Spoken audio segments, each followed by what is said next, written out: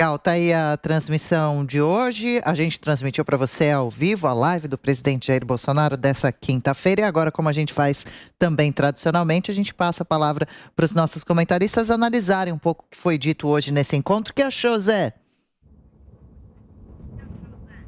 Pois é, o presidente Jair Bolsonaro, ele dispensou um tempo bastante amplo na live para falar da problemática indígena. A ideia do governo, do presidente Jair Bolsonaro, é de que já existe a extração mineral na terra indígena, já existe plantação. Então, a ideia é legalizar uma plantação monocultura, uma plantação em larga escala em terra indígena, já que existe um campo fértil e irrigação, para fazer uma adaptação e, enfim, quem não quiser, a comunidade que não quiser, a etnia que não quiser, não faz nada e a terra fica preservada. Então, o presidente falou muito sobre isso. E chamou a atenção porque está acontecendo em todo o país aí um ataque ao novo valor do salário emergencial, desse auxílio emergencial, né?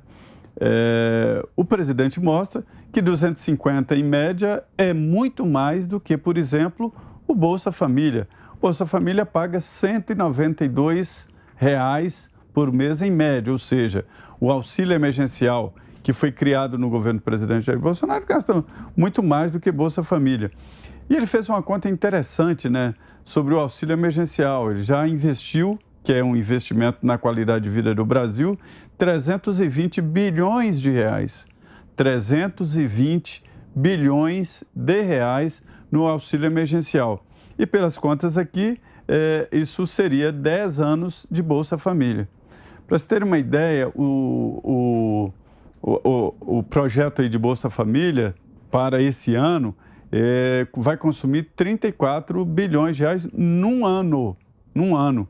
E em apenas um mês, o salário emergencial gasta muito mais do que isso, 60 bilhões de reais por mês. E ele falou também sobre a CPI que investiga as ações do governo. Ele dizendo o seguinte, que é preciso mostrar claramente que a CPI é, na prática, uma ação política contra o governo dele. Outro assunto interessante que ele falou foi sobre a educação, né? Faz críticas à qualidade da educação, que caiu muito, indicando que e é verdade, há na educação brasileira um trabalho de ideologização, e isso acaba prejudicando muito a qualidade do ensino no Brasil. Acho que é isso que o presidente falou, e também, deixa eu ver aqui,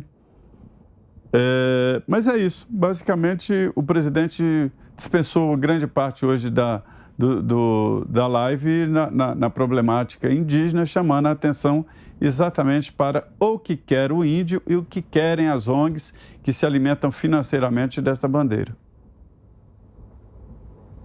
Pois é, Zé, só comunicar a gente aqui. Eu comunico também que o Augusto Nunes precisou sair rapidinho, teve compromisso.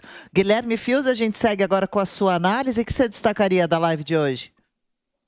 Não, é isso aí, esse ponto na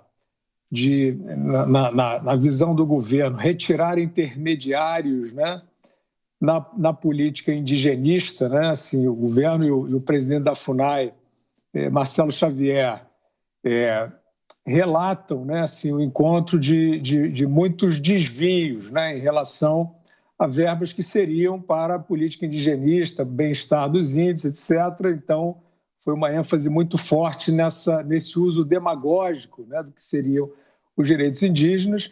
E falou-se um pouco de tudo, até da questão de evasão de ouro, né? E o presidente, inclusive, informou que vai à fronteira norte para andar por lá e garimpos, etc., para tentar entender um pouco melhor o que está acontecendo e criar uma política para isso, né?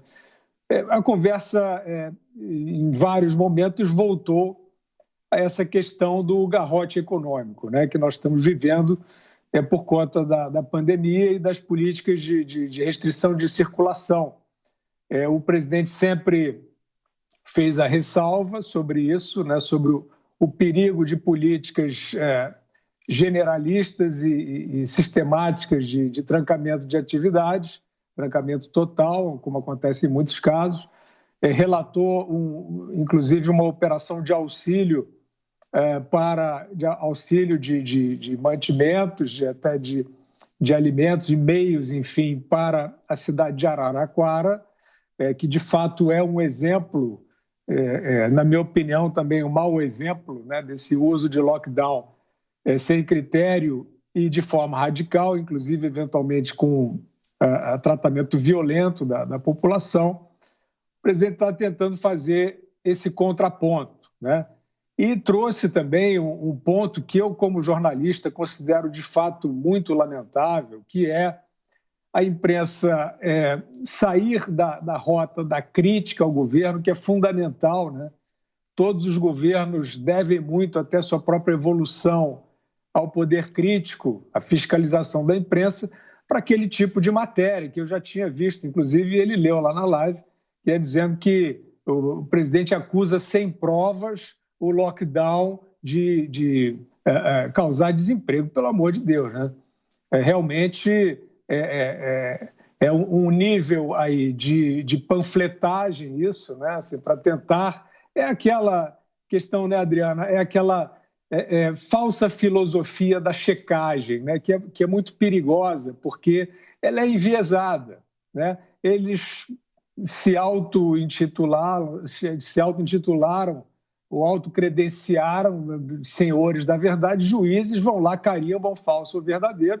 Infelizmente, muitas vezes pegam questões subjetivas e trazem juízos bastante discutíveis, e nessa é um fato evidente, né, que o mundo inteiro sabe. Quando você tranca, restringe, impede as empresas, parte da economia de funcionar, isso gera contração e desemprego.